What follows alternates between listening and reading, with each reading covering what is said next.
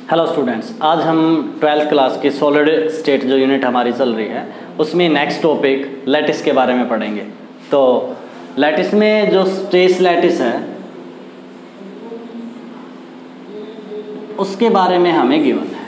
देखो लैटिस क्या होती है, जब भी कुछ कॉन्स्टिट्यूट पार्टिकल्स मिलके कोई एक स्ट्रक्चर बना रहे हैं, कोई एक शेप बनाई, उसकी क्या कहलाएगी, एक लैटिस। ये 2D भी हो सकती है और 3D भी।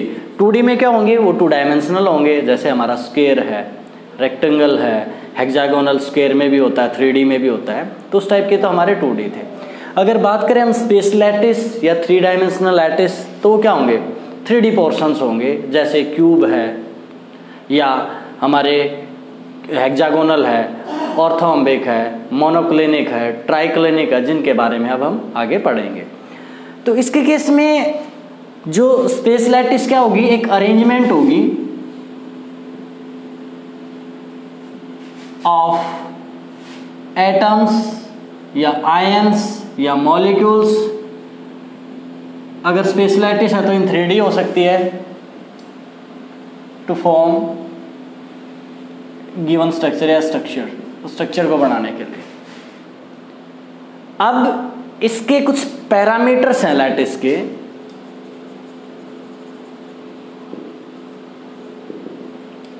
पैरामीटर्स क्या होंगे, पैरामीटर में हमारे एक तो उनकी साइड्स होंगी और एक उनके एंगल्स होंगे। जैसे हमने उनके एक्सियल साइड्स को A, B और C से डिनोट कर दें, और एंगल्स जो होंगे उनके बीच में उनको हम अल्फा, बीटा एंड गामा से डिनोट कर देंगे। तो उसके बेस पर अगर हम इनकी शेप्स बनाएं, अलग अलग बनेंगी, उनमें इन डायमेंशंस के अकॉर्डिंग क्या क्या नेम आ सकते हैं। जैसे हमारी हो सकती है क्यूबिक, चलो हम इधर लेते हैं क्यूबिक। 7 टाइप के बन जाएंगे। क्यूबिक में क्या होंगी, हमारी जो साइड है A वो किसके इक्वल होगी, B वो किसके इक्वल होगी, C। जो एंगल है alpha that is equal to beta that is equal to gamma that is equal to 90 degree. ये क्या होंगे, हमारे डायमेंशंस होंगी किसकी, क्यूब के केस में। ये तो हो जाएंगे हमारे साइड्स, ये हो जाएंगे एंगल्स, साइड्स एंड एंगल्स। यहां पर होगी हमारी जो लैटिस है, टाइप ऑफ लैटिस।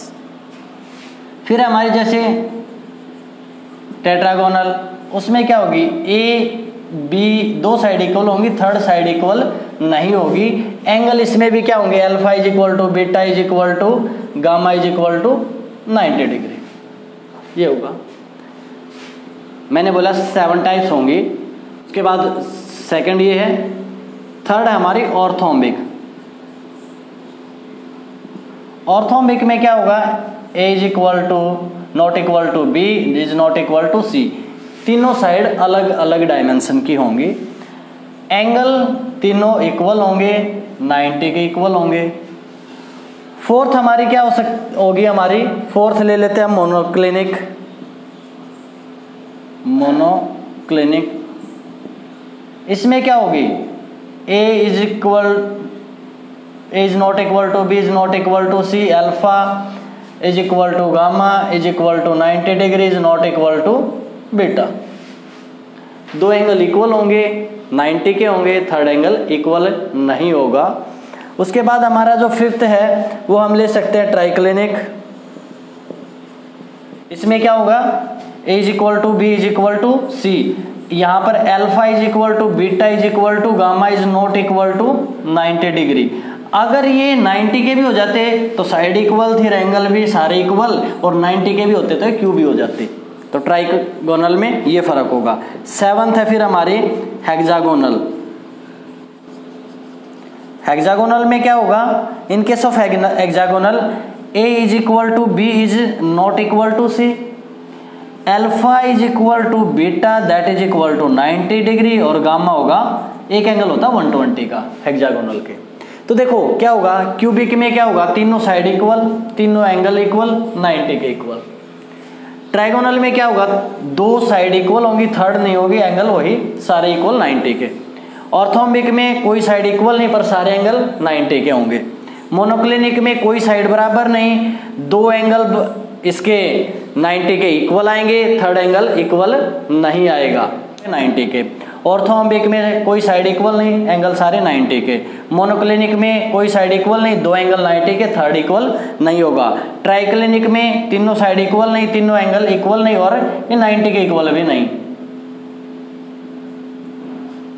ट्राइगोनल में तीनों साइड इक्वल, तीनों एंगल इक्वल बट 90 के इक्वल नहीं होंगे। हेक्सागोनल में दो साइड इक्वल, थर्ड इक्वल नहीं, दो एंगल इक्वल 90 के, थर्ड 120 के। अब इन सिस्टम के बेस पर, ये जो 7 सिस्टम हैं, इनके बेस पर 14 टाइप लैटिस बन सकते हैं। वो कैसे कि क्यूबिक में सिंपल बन सकती है, या उसमें तुम्हारे बॉडी सेंटर्ड या फेस सेंटर्ड ऐसे बन सकती हैं। तो टोटल कितने बनेंगी? सातों सिस्टम से मिला के 14 टाइप ऑफ लैटिस बनेगी, जिन्हें हम क्या बोल देंगे? Bravais lattice. तो 14 type of lattice which can be form on the basis of 7 system of lattice is known as Bravais lattice. अब ये जो लैटिस है यही रिपीट होती है बार बार। किसी भी एक बड़ी कोई लैटिस ले, उसमें कोई ना कोई एक छोटी सी टर्म होगी जो बार बार रिपीट होगी।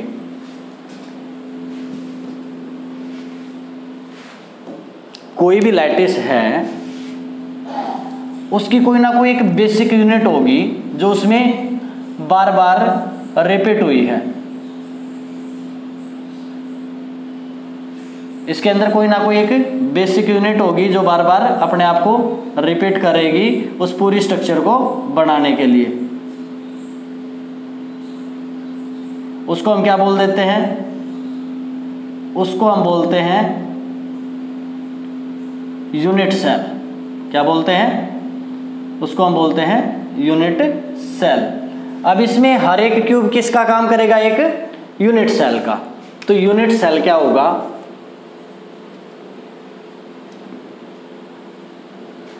It may be defined as the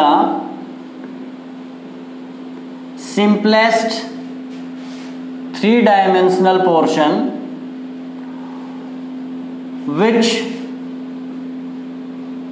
repeats या which when repeats itself over and again in different directions to form the complete lattice is known as unit cell। वो स्मॉलेस्ट 3-dimensional पोर्शन जो अपने आप को बार बार repeat करे उस पूरी structure को बनाने के लिए, वो क्या है? एक यूनिट सेल। समझने के लिए देखो कहीं पर ईंटें रख रखी है कंस्ट्रक्शन की जगह, उन ईंटों ने कोई शेप तो ली है, क्यूबॉइड, क्यूब, व्हाटएवर, तो उसके एक यूनिट सेल क्या है? वो एक ब्रिक, वो बार बार रिपीट हुई हर डायरेक्शन में और वो पूरी स्ट्रक्चर बना दी, तो वो यूनिट सेल होती हैं जिससे वो पूरी स्ट्रक्चर बनी रिपीटेशन से। अब यूनिट सेल की टाइप्स भी होती हैं हमारी। टाइप्स क्या होंगी इसकी? Types of unit cell. इसकी एक तो टाइप होती है primitive unit cell.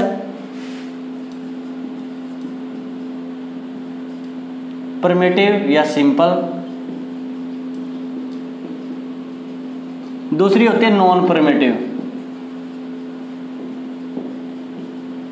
Unit cell. Primitive का मतलब क्या? प्रिमिटिव का मतलब है जो पार्टिकल्स हैं वो सिर्फ कॉर्नर्स पर हों। मीन्स जो कॉर्नर है उसके 8 कॉर्नर हैं या जो भी कॉर्नर है, सिर्फ कॉर्नर पर क्या हो?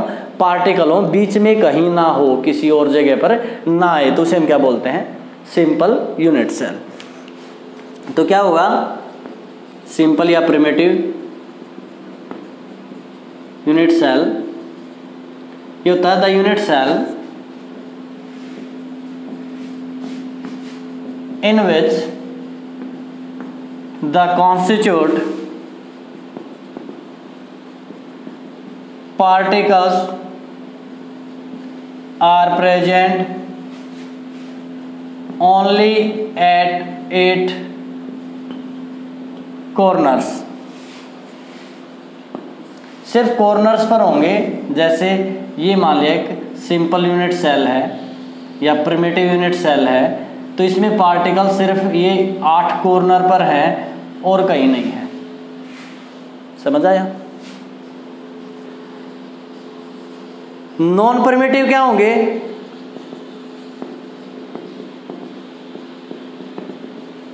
नॉन प्रिमिटिव जैसे नेम में ही आ गया, जो प्रिमिटिव नहीं है, मतलब the unit cell in which the constitute particles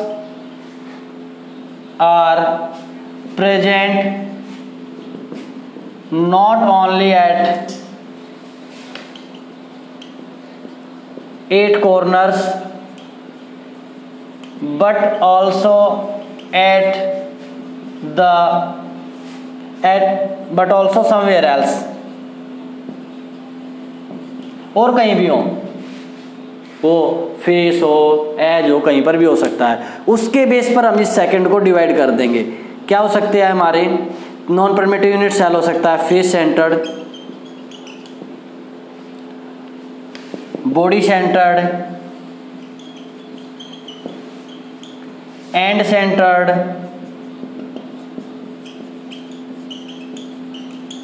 as centred. ये कुछ टाइप्स हो सकते हैं। मैं यही बना देता हूं इनको। फेस सेंटर्ड कौन से होंगे? The unit cell in which constitute particles are present not only at 8 corner but also, मैं यहां से आगे आगे का बदलना है, also at the centre of each face. Means constitute particle 8 corner पर तो है ही, कॉन्स्टिट्यूट पार्टिकल कहाँ है? 8 तो इन कॉर्नर्स पर। इसके अलावा ये हर एक फेस कितने होंगे? 6, 1 2 3 4, ये जो पीछे है 5th, और एक ये आगे बना है 6th। अगर मैं कोई एग्जांपल लूँ, जैसे ये है, इस सपोज एक क्यूब होता, तो 1 2 3 4 5 6 हर एक के सेंटर पर हो। मीन्स ये जो फेस है, हर एक फेस के सेंटर पर एक पार्टिकल आए 8 कॉर्नर के साथ। बॉडी सेंटर्ड क्या होगा? जो पार्टिकल्स हैं वो 8 कॉर्नर पर तो हर एक में होंगे, उसके अलावा अगर वो बॉडी के सेंटर में भी हो। कैसे? एक एग्जांपल लेते हैं। सपोज ये एक क्यूब हो, तो पार्टिकल हर एक कॉर्नर पर तो हैं, उसके अलावा इसके बिल्कुल सेंटर में ऐसे बीच में भी पार्टिकल हो। जैसे रूम हो, तो फेस सेंटर्ड क्या था? हर एक कॉर्नर प्लस हर एक दीवार जो ये है इसके बीच में, तो face.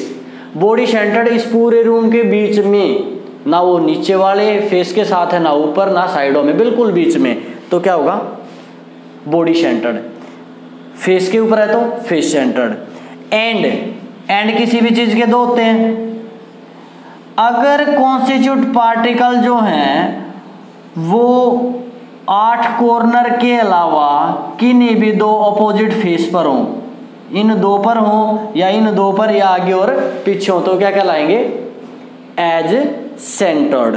Means the constitute particles are present not only at 8 corner as well as at the centre of 2 opposite face. या तो ये 2 या वो किन्हीं भी 2। जैसे ये है तो या तो ये और ये या ये, ऐसा नहीं कि ऐसे आ जाए, ऐसी कोई शेप बनती नहीं है। या तो हर एक के सेंटर पर होगा या अपोजिट 2 पर, वही शेप बनती है। एज सेंटर्ड, एज होते किनारे, तो पार्टिकल कॉर्नर तो हर एक में ही है, कॉर्नर पर तो हर किसी में थे, तो यहाँ पर भी हैं। इसके अलावा हर एक एज, जैसे ये एज यहाँ हर एक एज पर एज कितने होंगे? 12। कैसे? जैसे ये है तो हर एक कॉर्नर एज कौन सा हुआ? ये। अगर मैं कोई बुक लूं, जैसे बुक है तो एज कौन से होंगे? ये एक यहाँ, एक यहाँ, एक यहाँ, एक यहाँ, एक यहाँ, एक यहाँ, एक यहाँ, एक यहाँ, तो 2 4 6 8 तो ये हुए। अब ये क्यूब होता तो ये साइडें भी बराबर होती, 9th 10th 11th और 12th, ऐसे 12 एजेस के सेंटर पर होंगे तो क्या होगा, एज सेंटर्ड। अब नेक्स्ट पॉइंट आता है इनका कंट्रीब्यूशन कितना होगा उस लैटिस के अंदर जो ये गिवन है। तो पहले मैं सिंपल का निकाल के बताता हूं, ये मैं इरेज नहीं कर रहा हूं, बाकी लिखा हुआ इरेज कर रहा हूं। लैटिसेस सारे हमारे पास हैं,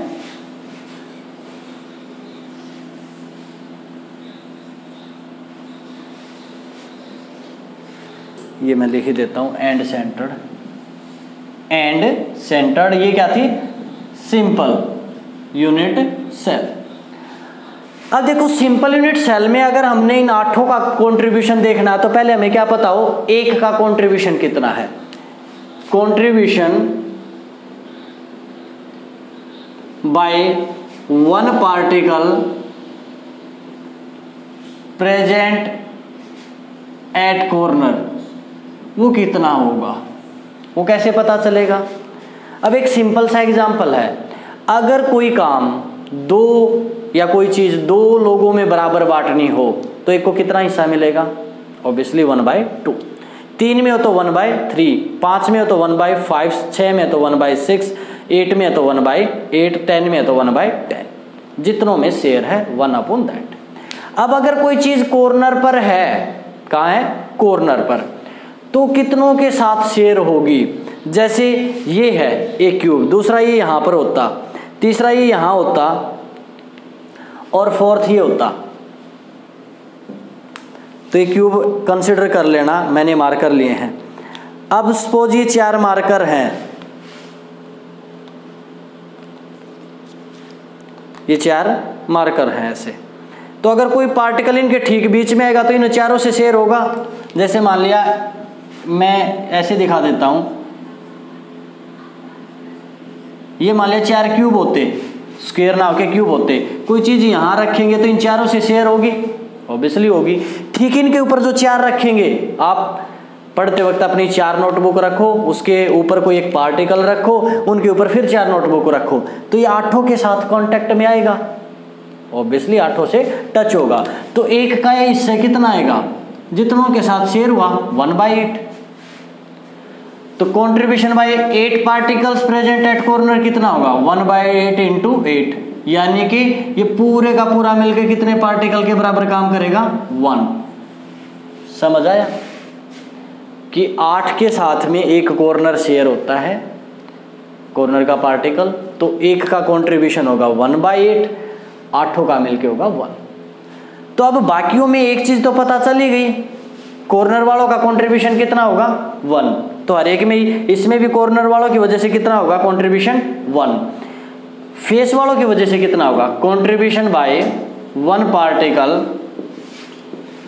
present at the face centre, face centre पर है तो उसका कंट्रीब्यूशन कितना होगा, देखते हैं। अब सपोज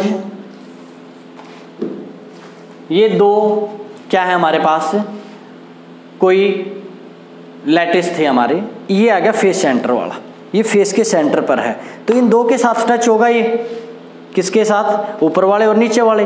इसके ऊपर मैं कोई चीज रखूंगा तो क्या ये उससे शेयर होगा, ऑब्वियसली नहीं होगा, इधर भी नहीं, इधर भी नहीं, बाकी कहीं नहीं होगा, सिर्फ किससे टच होगा, इन 2 से। तो एक का कंट्रीब्यूशन कितना रहेगा, 2 से टच हुआ तो एक का कंट्रीब्यूशन ऑब्वियसली क्या आएगा, 1/2। कंट्रीब्यूशन बाय टोटल कितने, ये 6 particle present at face centre क्या आएगा, 1/2 × 6, यानी कि 3। अब 3 का कंट्रीब्यूशन तो आप फेस की वजह से, और 1 का हुआ कॉर्नर की वजह से, ये तो कॉर्नर की वजह से, ये फेस की वजह से। टोटल कितना हो गया, फेस सेंटर का टोटल कंट्रीब्यूशन है 4 के इक्वल, सबका मिला के, 3 फेस की वजह से और 1 कॉर्नर की वजह से। चलो ये भी हुआ। इसी के साथ में एंड सेंटर्ड और बता देता हूं। ये था FCC face centred. End centred में क्या होगा, एंड भी क्या है, अपोजिट दो फेस, तो एक का कंट्रीब्यूशन तो क्या रहेगा, वही 1/2 contribution by 2 particles present at face centre, वो कितना आएगा 1/2 × 2, यानी कि 1 तो आ गया कॉर्नर की वजह से और 1 आ गया फेस की वजह से, टोटल होगा 2। तो इन सब का कंट्रीब्यूशन कितना आएगा 2। कैसे आया, कॉर्नर के 8 मिलकर कितना कंट्रीब्यूशन करते हैं 1, फेस का एक कितना कंट्रीब्यूशन करता है हाफ, टोटल कितने हैं फेस पर 2 मिलकर कितना कंट्रीब्यूट करेंगे 1, तो 1 यहां से फेस की वजह से और 1 कॉर्नर की वजह से, टोटल 2। ये आगे हम न्यूमेरिकल्स में यूज करेंगे ये लाइनें, इसलिए बता रहा हूं मैं। बॉडी सेंटर्ड क्या होगा, बॉडी सेंटर्ड क्यूब में कॉर्नर की वजह से 1, बॉडी सेंटर्ड है उसका भी कंट्रीब्यूशन कितना आता है 1, टोटल होगा 2, इसका भी कितना आया 2। अब बॉडी वाले का 1 कैसे होता है वो देखो। अब सपोज कोई पार्टिकल ऐसे बॉडी के बिल्कुल सेंटर में गया, अब ये इससे शेयर होगा क्या, ऑब्वियसली इसके टच में नहीं आएगा, इधर भी नहीं, कहीं पर भी नहीं आना, तो बॉडी सेंटर्ड का कंट्रीब्यूशन कितना है 1। जैसे मैंने कहा था अगर 2 आदमियों में चीज बटे तो 1/2, 6 में बटे तो 1/6, 10 में बटे तो 1/10, और किसी में ना बटे तो पूरा शेयर एक का एक उसी का है 1/1। तो ये 1 वहां से बॉडी से, 1 कॉर्नर से, टोटल 2। लास्ट बच गया हमारा एज सेंटर्ड। अब ये देखो कॉर्नर की वजह से तो वही है कितना 1, एज की वजह से कितना आएगा, पहले तो हमें पता हो contribution by 1 particle present at edge centre कितना होगा। अब एज होते किनारे, अब किनारे देखो कितने के साथ टच में आते हैं, अगर कोई पार्टिकल इसके किनारे पर है तो इधर जो पार्टिकल है उसके इसके किनारे मिलेंगे 2, और ठीक इनके ऊपर भी 2 के ऊपर ये आएगा। कैसे, सपोज ये है कोई एज, यहाँ पार्टिकल है, इन दोनों के साथ टच हुआ, अब इधर है इधर तो टच होगा नहीं, लेकिन जो ठीक इसके ऊपर आएगा और इसके ऊपर आएगा उन 2 से भी टच होगा। जैसे ये 2 पार्टिकल के 2 लैटिस के एज हैं, एक ये एज एक ये चीज इन दोनों के साथ टच हुई, इसके ऊपर मैं रखूंगा उसके साथ भी टच होगी, इसके ऊपर ये रखता तो इसके साथ भी टच होगी, इधर भी टच होगी, लेकिन अब इसके ऊपर रखूंगा तो नीचे वाले का एज टच नहीं होगा। तो एज सेंटर्ड कितनों से टच हुआ 4 से, तो एक का कंट्रीब्यूशन कितना होगा 1/4।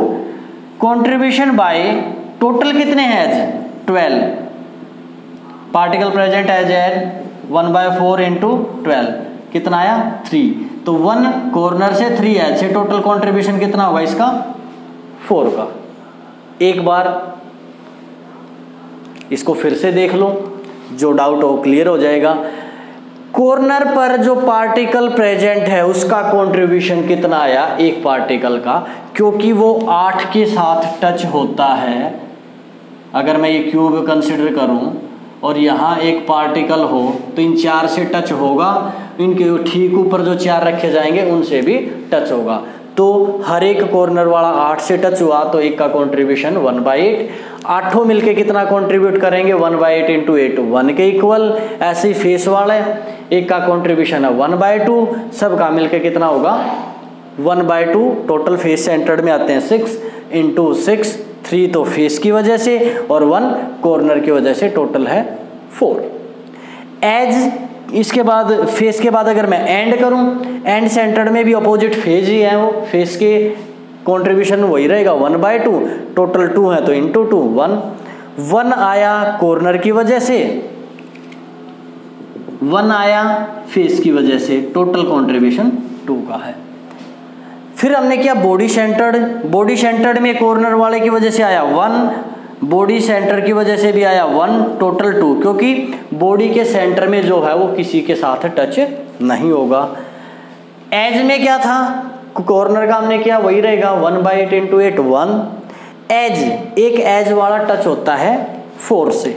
अब यहाँ कोई पार्टिकल है तो ये 2 ऊपर 2 नीचे, इनके बीच में पार्टिकल है तो इन सब से टच होगा।